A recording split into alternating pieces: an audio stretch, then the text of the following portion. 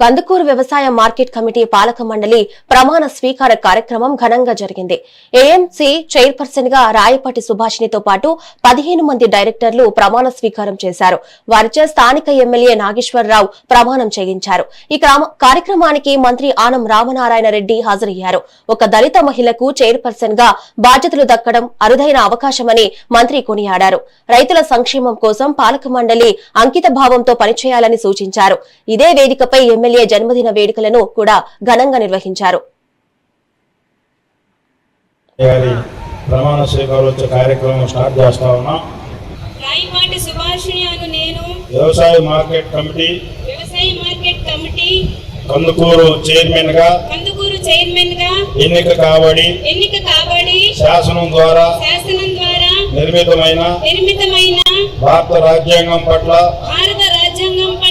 విశ్వాసం విధేయత చూపుతానని మరియు ఆంధ్రప్రదేశ్ మార్కెట్ల చట్టం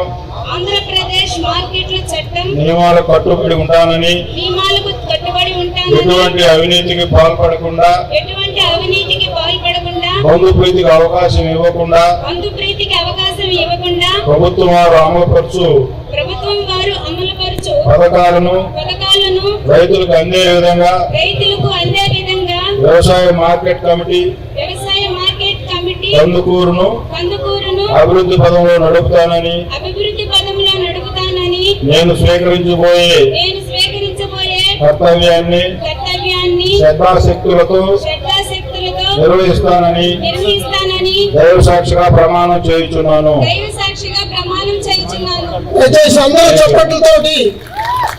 వ్యవసాయ మార్కెట్ కమిటీ ఉన్నది రైతుల కొరకు, రైతుల యొక్క సంక్షేమం కొరకు. అయితే మధ్యకాలంలో ఈ వ్యవసాయ మార్కెట్ కమిటీల యొక్క పక్కన గాడిని సరిగా పడలేదు. పురుగు మందుల దగ్గర నుంచి విత్తనాల దగ్గర నుంచి పండిన పంట మళ్ళీ నష్టం లేకుండా అమ్ముకునే వరకు ఈ వ్యవసాయ మార్కెట్ కమిటీ పనిచేయాలి. కానీ అవన్నీ పోయినాయి. కేవలం రాజకీయ నిరాశ్రయులకి ఆశ్చర్యం ఇచ్చేటువంటి కేంద్రాలుగా గత ప్రభుత్వం ముగించివేసింది.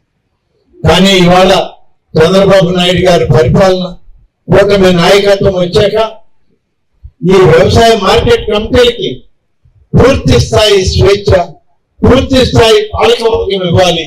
ఇందులో అన్ని వర్గాల ప్రజల యొక్క ప్రాతినిధ్యం ఉండాలి అని చెప్పి రిజర్వేషన్ల సౌకర్యం కూడా కల్పించి ఈ రోజు మనం వ్యవసాయ మార్కెట్ కమిటీలని ఏర్పాటు చేయడం జరిగింది.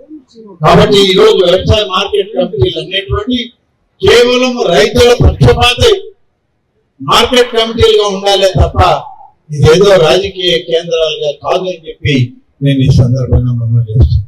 కాబట్టి ఈనాడు ఇప్పటికే చాలా కాలాతీతమైంది. పెద్దలు చాలా విషయాలు చెప్పారు. అన్నీ కూడా మళ్ళీ ఒకసారి మనం గమనంలోకి తీసుకుంటూ వ్యవసాయ మార్కెట్ కమిటీ